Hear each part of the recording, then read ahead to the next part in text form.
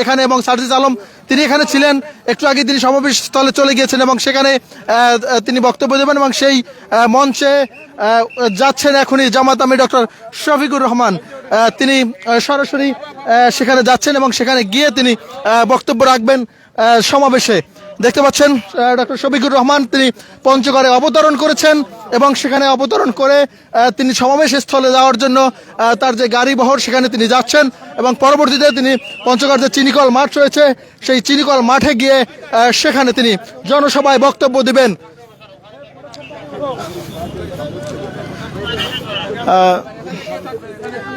দেখতে পাচ্ছেন তাকে অভ্যর্থনা জানানো হচ্ছে নেতাকর্মীদের পক্ষ থেকে।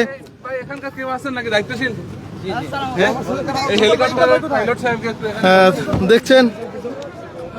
এরপরে তিনি এখান থেকে দিনাজপুরে যাবেন এবং তার পরবর্তীতে কিন্তু তিনি